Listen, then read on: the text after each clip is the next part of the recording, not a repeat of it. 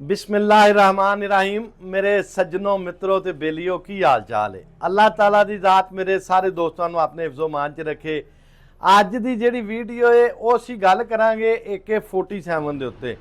AK-47 दुनिया दा खतरनाक तरीन हथियार जिहड़ा ना गिनिया जांदा है। वीडियो शुरू करन तो पहले मैं सारे दोस्तों रिक्वेस्ट करना वा इस वीडियो नूं तुसीं एंड तक लाजमी देखना है, फिर तुहानूं राइफल दे मुतलक भी पता चलेगा और हर चीज़ का तुहानूं आइडिया हो जाएगा, इनकी मार का, इनके नुकसान का, किन्नी दूरों तुसीं किसी नूं हिट कर सकते जे, इनकी सारी सूरत हाल का तुहानूं अंदाजा हो जाएगा। मेरी वीडियो ज़्यादा तो ज़्यादा लाइक शेयर कमेंट करया करो। ਜਿਹੜੇ ਦੋ ਸਾਡੇ चैनल ਤੇ ਨਵੇਂ ਆ ਰਹੇ ਨੇ ਉਹਨਾਂ ਨੂੰ ਮੈਂ ਖੁਸ਼ ਆਮਦੀਦ ਕਹਿਣਾ ਵਾ।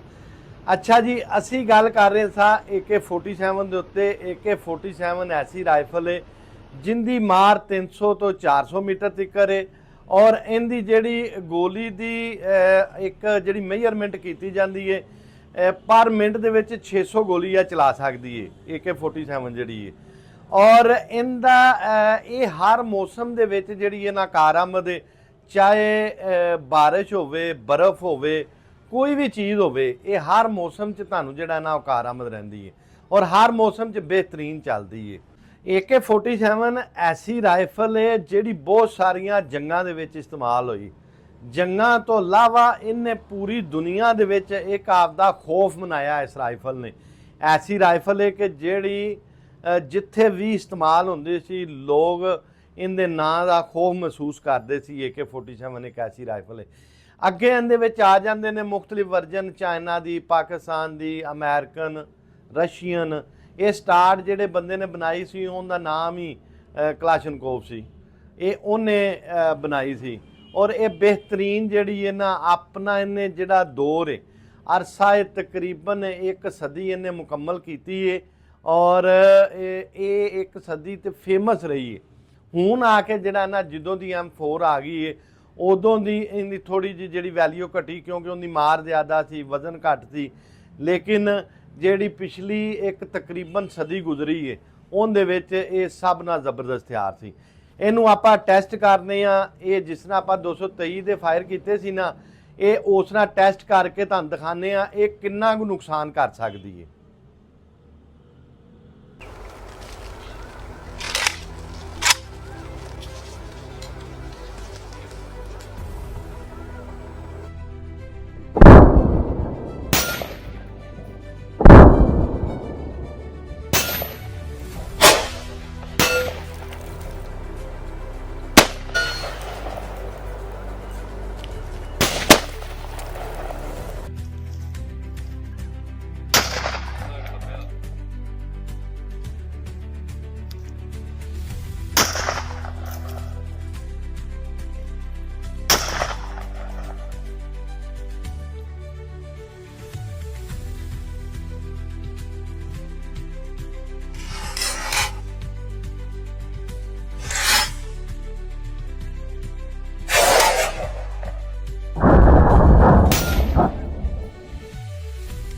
ਜਦੋਂ भी निशाना लान लगना तुसी उनकी गिरफ्त बहुत मजबूती ना पकड़ के रखनी है। तुसी अपना सारा एम टारगेट वाले रखना है।